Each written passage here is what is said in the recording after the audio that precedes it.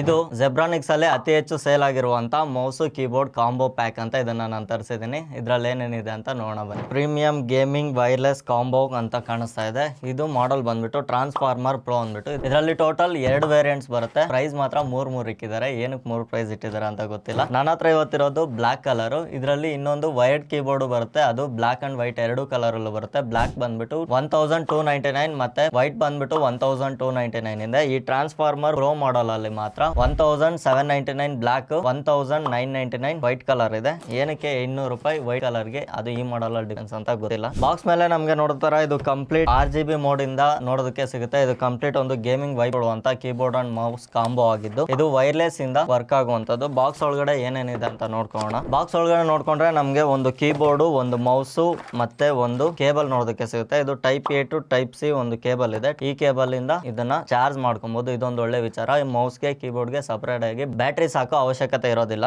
First mouse card ನೋಡ್ಕೊಂಡ್ರೆ ನಮಗೆ back side ಒಂದು ಬಟನ್ ನೋಡೋದಕ್ಕೆ ಸಿಗುತ್ತೆ. ಇಲ್ಲಿಂದ ನಾವು ಈ ಮೌಸ್ ನ ಆಫ್, ಆನ್ ಮತ್ತೆ LED 3 ಮೋಡ್ಸ್ ಗೂ ಸ್ವಿಚ್ ಮಾಡ್ಕೊಬಹುದು. ಇದನ್ನ ಆನ್ ಮಾಡಿದ್ರೆ ಇದು ಡೈರೆಕ್ಟ್ ಆನ್ ಆಗೋದಿಲ್ಲ. ಮತ್ತೆ ಈ ಮೌಸ್ ಕೆಳಗಡೆ ಈ ಟ್ರಾನ್ಸ್ಮಿಟರ್ ನ ನಾವು ಸಿಸ್ಟಮ್ ಗೆ ಕನೆಕ್ಟ್ ಮಾಡಿದ್ರೆ ಮಾತ್ರ ಈ ಮೌಸ್ ಕೀಬೋರ್ಡ್ ಆನ್ ಆಗುವಂತದ್ದು. ಇದನ್ನ ಆನ್ ಮಾಡಿದ್ರೆ ಜಸ್ಟ್ ಇಲ್ಲೊಂದ್ಸರಿ ಚಾರ್ಜ್ ಇದೆಯಾ ಇಲ್ವಾ ಅಂದ್ಬಿಟ್ಟು ಲೈಟ್ ಇಂಡಿಕೇಟರ್ ಆದ್ರೆ ನೋಡೋದಕ್ಕೆ ಸಿಗುತ್ತೆ. ಮೌಸ್ ಅಲ್ಲಿ ನೋಡ್ಕೊಳ್ಳೋದಾದ್ರೆ ಇಲ್ಲೊಂದು ಟೈಪ್ ಸಿ ಪೋರ್ಟ್ ನಮಗೆ ನೋಡೋದಕ್ಕೆ ಸಿಗುತ್ತೆ. ಮತ್ತೆ ಕೀಬೋರ್ಡ್ ಅಲ್ಲೂ ಸಹ ಇಲ್ಲಿ ಟೈಪ್ ಸಿ ಪೋರ್ಟ್ ಆದ್ರೆ ನೋಡೋದಕ್ಕೆ ಸಿಗುತ್ತೆ. ಇದು ಕಂಪ್ಲೀಟ್ ಬಿಲ್ಡ್ ಬಂದ್ಬಿಟ್ಟು ಪ್ಲಾಸ್ಟಿಕ್ ಅಂಡ್ ಮೆಟಲ್ ಮಿಕ್ಸ್ ಮಾಡಿದ್ದಾರೆ.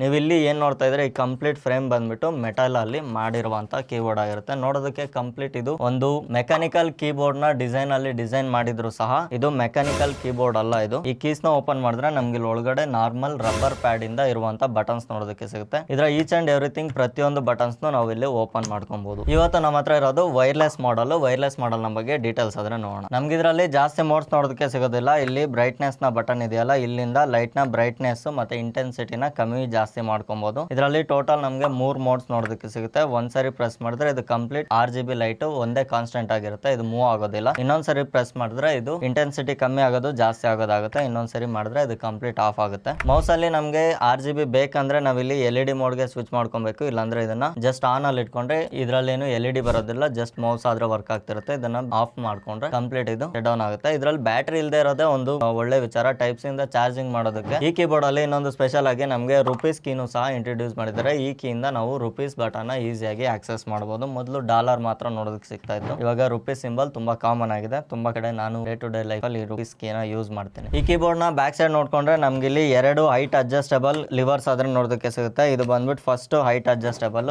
ಇದರಲ್ಲಿ ನಮಗೆ ಈ ರೀತಿ ಅಡ್ಜಸ್ಟ್ ಆದ್ರೆ ಸಿಗುತ್ತೆ. ಇನ್ನೂ ಜಾಸ್ತಿ ಹೈಟ್ ಬೇಕಂದ್ರೆ ಈ ಸೆಕೆಂಡ್ ಒನ್ ಸಹ ನಾವಿಲ್ಲಿ ಲಿಫ್ಟ್ ಮಾಡ್ಕೊಂಡು ಇನ್ನೂ ಹೈಟ್ ಬೇಕಿದ್ರೆ ಮಾಡ್ಕೊಬಹುದಾಗಿದೆ. ಇದರ ಇನ್ನೊಂದು ಮಾಡೆಲ್ ಬಂದ್ಬಿಟ್ಟು ಜೆಬ್ರಾನಿಕ್ ಟ್ರಾನ್ಸ್ಫಾರ್ಮರ್ ಅಂತ. ಟ್ರಾನ್ಸ್ಫಾರ್ಮರ್ ಅಲ್ಲಿ ನಮಗೆ 2ಕ್ಕೂ ವೈರ್ ನೋಡೋದಕ್ಕೆ ಸಿಗುತ್ತೆ. 2 ಬಂದ್ಬಿಟ್ಟು USB A ಇಂದ ಇರುವಂತ ವೈರ್ ಆಗಿರುತ್ತೆ. ಸೇಮ್ ನಮ್ಮ ಐಫೋನ್ 15 Pro Max ಅಲ್ಲಿ ಯಾವ ರೀತಿ ಬ್ರೇಡೆಡ್ ಕೇಬಲ್ ಕೊಡ್ತಿದ್ರಲ್ಲ, ಇದೇ ರೀತಿಯಾದಂತ ಬ್ರೇಡೆಡ್ ಕೇಬಲ್ ನು ಇದರಲ್ಲಿ ಯೂಸ್ ಮಾಡಿದ್ದಾರೆ. ಅಂದ್ರೆ ಈ ಬ್ರೇಡೆಡ್ ಕೇಬಲ್ ನ ಪ್ರೈಸ್ ಬಂದ್ಬಿಟ್ಟು 1800 ರಿಂದ 1900 ರೂಪಾಯಿ ಇರುತ್ತೆ. ಫುಲ್ ಈ ಕೀಬೋರ್ಡ್ ಸೆಟ್ ನ ಬೆಲೆ ಬಂದ್ಬಿಟ್ಟು 1300 ರೂಪಾಯಿ ಇದೆ. ಈ ಕೇಬಲ್ ಪ್ರೈಸ್ ಗೆ ಈ ಫುಲ್ ಕೀಬೋರ್ಡ್ ತಗೊಂಡು ಒಂದು ಒಳ್ಳೆ ಬಿರಿಯಾನಿ ಕೂಡ ತಗೊಬಹುದು ಇದರಲ್ಲಿ. ಮತ್ತೆ ಮೌಸ್ ನ ಲೆಫ್ಟ್ ಸೈಡ್ ನೋಡ್ಕೊಂಡ್ರೆ ನಮ್ಗೆ ಇಲ್ಲಿ 2 ಬಟನ್ಸ್ ನೋಡೋದಕ್ಕೆ ಸಿಗುತ್ತೆ. ಇದರಿಂದ ನಾವು forward, reverse, volume up down 2 controls ನಾವು ಹೆಂಗ್ ಬೇಕು ಹಂಗೆ ಕಸ್ಟಮೈಸ್ ಮಾಡ್ಕೊಬಹುದು. ಮತ್ತೆ ಇಲ್ಲಿ DPI ಬಟನ್ ಇದೆ. DPI ಬಟನ್ ಇಂದ ನಾವು ಇದನ್ನ ಮೌಸ್ ಕರ್ಸರ್ ಸ್ಪೀಡ್ ನ ನಾವು ಇನ್ಕ್ರೀಸ್ ಮಾಡ್ಕೊಬಹುದಾಗಿದೆ. ಮತ್ತೆ ಈ ಸ್ಕ್ರೋಲ್ ವೀಲ್ ಓಕೆ ಇದು, ಬಟ್ ಅಷ್ಟು ಅಕ್ಯುರೇಟ್ ಇಲ್ಲ ಅಂತ ಹೇಳ್ಬೋದು. ಸ್ಕ್ರೋಲ್ ಮಾಡ್ಬೇಕಾದ್ರೆ ಒಂದೊಂದ್ಸರಿ ಸ್ವಲ್ಪ ಲ್ಯಾಗ್ ಆಗೋ ತರ ಫೀಲ್ ಆಗುತ್ತೆ. ಮೌಸ್ ನ ಈ ಪಾರ್ಟ್ ಮಾತ್ರ ನಮ್ಗೆ ಮೆಟಲ್ ಫಿನಿಶ್ ಅಲ್ಲಿ ಕೊಟ್ಟಿದ್ದಾರೆ. ಸೇಮ್ ನಮ್ ಕೀಬೋರ್ಡ್ ಅಲ್ಲಿ ಯಾವ ತರ ಫಿನಿಶಿಂಗ್ ನೋಡೋದಕ್ಕೆ ಸಿಗುತ್ತೆ ಅದೇ ಫಿನಿಶಿಂಗ್ ಆದ್ರೆ ಇಲ್ಲಿ ನೋಡೋದಕ್ಕೆ ಸಿಗುತ್ತೆ. ಮತ್ತೆ ಇದರಲ್ಲಿ ಮೆಟಲ್ ಯೂಸ್ ಮಾಡಿಲ್ಲ, ಪ್ಲಾಸ್ಟಿಕ್ ನ ಯೂಸ್ ಮಾಡಿದ್ರೆ ಫಿನಿಶ್ ಮಾತ್ರ ಮೆಟಲ್ ಫಿನಿಶ್ ಇದೆ. ಮತ್ತೆ ಹೆಂಗ ಅನಿಸ್ತು ಈ ಕೀಬೋರ್ಡ್ ನನಗೆ ಕೆಳಗಡೆ ಕಮೆಂಟ್ ಬಾಕ್ಸ್ ಅಲ್ಲಿ ಕಮೆಂಟ್ ಮಾಡಿ ತಿಳಿಸಿ. ಮತ್ತೆ ಈ ಕೀಬೋರ್ಡ್ ನ ನೀವೇನಾದ್ರೂ ಪರ್ಚೇಸ್ ಮಾಡಬೇಕು ಅಂದ್ರೆ ನಾನು ಕೆಳಗಡೆ ಡಿಸ್ಕ್ರಿಪ್ಷನ್ ಅಲ್ಲಿ ಲಿಂಕ್ ಕೊಟ್ಟಿರ್ತೀನಿ, ಅಲ್ಲಿಂದ ಪರ್ಚೇಸ್ ಮಾಡಬಹುದು. ಅಥವಾ ನೀವು ನಮ್ಮ ಟೆಲಿಗ್ರಾಮ್ ಚಾನಲ್ ಇಂದನೂ ಈ ಕೀಬೋರ್ಡ್ ನ ಪರ್ಚೇಸ್ ಮಾಡಬಹುದು. ಪ್ರೈಸ್ ಅಂತೂ ನನಗೆ ಒಂದು ಬೆಸ್ಟ್ ಪ್ರೈಸ್ ಅಂತ ಅನ್ಸುತ್ತೆ. ನಾವು ಲಾಸ್ಟ್ ಟೈಮ್ ಒಂದು 5000 ರೂಪಾಯಿ ಕೀಬೋರ್ಡ್ ನ ಅನ್ಬಾಕ್ಸಿಂಗ್ ಬೇರೆ ಮಾಡಿದ್ವಿ. ಆ ಕೀಬೋರ್ಡ್ ಗೆ ಲೆಕ್ಕ ಮಾಡ್ಕೊಂಡ್ರೆ ಇದು ಮೆಕ್ಯಾನಿಕಲ್ ಕೀಬೋರ್ಡ್ ಅಲ್ಲ ಅನ್ನೋದೊಂದು ಮೈನಸ್ ಪಾಯಿಂಟ್ ಬಿಟ್ರೆ ಇನ್ನೊಂದು 200-300 ಎಕ್ಸ್ಟ್ರಾ ಸೇರ್ಸಿದ್ರೆ ಇದರಲ್ಲೇ ಮೆಕ್ಯಾನಿಕಲ್ ಕೀಸ್ನು ಕೊಡ್ಬೋದಾಗಿತ್ತು ಅಂತ ನನ್ನ ಒಪಿನಿಯನ್.